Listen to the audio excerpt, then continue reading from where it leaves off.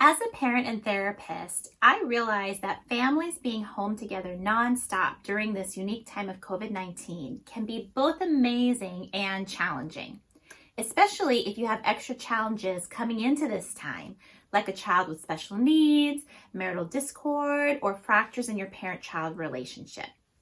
My hope is that I can inspire you to build a bridge towards healing during this time and have some concrete takeaways to help you stay well while staying at home. When you have a breakdown in communication with a child, this is called a rupture. When a parent decides to take steps to address it, this is called a repair. During this unordinary time of COVID-19, ruptures may be due to everyone's feelings of loss of belonging to a social or work group, loss of seeing your teacher every day and friends, loss of routines and structure, and loss of celebrating and completing special life events like graduations, weddings, and championships. The first few weeks of sheltering in place was novel and adrenaline was high, making it easier for everyone. But now that has worn off and we are playing the long game for keeps, we will notice in our kids and in ourselves that we all have some form of grief and sadness. In fact, we should anticipate it and not react to it with surprise. This will show itself in our kids in different forms: irritability, anxiety, restless sleep, low effort and low motivation, even regression in developmental stages. When a rupture does occur, the most important thing is to stay calm and then respond. Responding is different than reacting, and don't overreact. Respond with empathy and compassion can go a long way in thinking about what our kids are all going through. Also, you don't have to respond immediately, but you do have to take action, and this is the parent's responsibility to do a repair and not the child. Take a break if you need to. You can always invest in your own self-care. This is really paramount for parents. Take a mindful 2 minutes while taking a walk. Go for a drive, read, just breathe.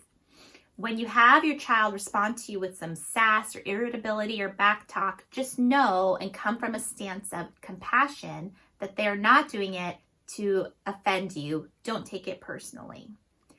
You want to also reflect on what's going on for you in that moment. Possibly, are you scared from not knowing all the answers? Or are you feeling shame and guilt from when you did overreact? Were you depleted and just feeling crummy at a weak moment? Do you know your own triggers and what activates you? Maybe something from your past. Taking this time to reflect and come back to what you know with your child when you're calm and ready will be very helpful. Next, you want to engage your child. Here, you need to connect first. Taking the time to connect means getting down on their eye level, getting on the floor with them, entering their world. For kids, it's with play. For teens, it might be bringing them a snack or listening to their stories about their video games or their favorite YouTubers.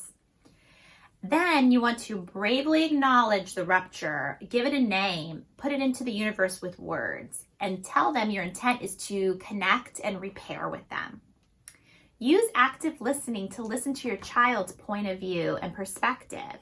You want to use I statements and tell them about how you feel, and then reflect back how you heard how they feel.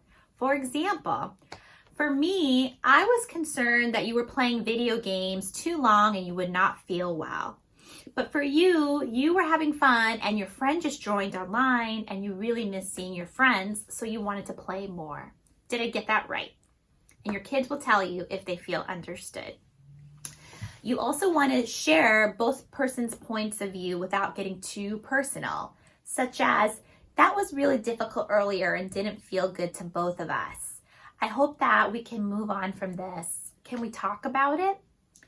Another great opportunity is to use both and language. For example, yes, this is a frightening time for all of us, and we can also spend quality special time together and get a little brain break. Using both and language helps build resiliency in our kids and teach them about tolerable stress. You can have both things existing at the same time. Have some common agreements with your family and collaborate, especially with your teenagers and young adults who are really feeling a loss of agency at this time. When all else fails, declare a reset or a redo, whatever words your family likes. And make sure all family members are on board, especially your spouse. Take shifts, communicate to make sure no one is depleted. Timing is super important, and you might get pushback from some of your kids or teens, but don't give up, give them space, and keep trying to address something. Re-engage with your littles with play, play, play. And re-engage with your teens and your bigs by giving them space, playing basketball, going for a walk, whatever it takes. You know your child best and how they regulate and how they're wired. Cuddles, hugs, and affection are so important right now, more than ever. Try to have some cuddles and giggles every day. And in the end, keep structures and routines going. Keep limits for safety as a priority. Orchestrate movement and fun activities every day with your family. But on the flip side, don't orchestrate too much. You want your kids also to have some boredom and design their way out of it. This will enrich them and spark that area of their brain for imagination. You also want to be emotionally flexible this time. Flex your emotional muscle. You need to adapt and pivot. For example, screen time is actually super safe right now, safer than, seeing their friends in person. You want to be highly attuned to your nonverbals and meta communication as well, because kids can really feel everything we're feeling, and they do what they do, and they can also make their own assumptions. Remember to follow ruptures with repair and a reset whenever possible. Lastly, wake up each morning and ask yourself, how do I want to show up in the world today as a parent and as a spouse? The more you model taking committed actions towards your values, your north, the more your family will follow your lead and show up for each other.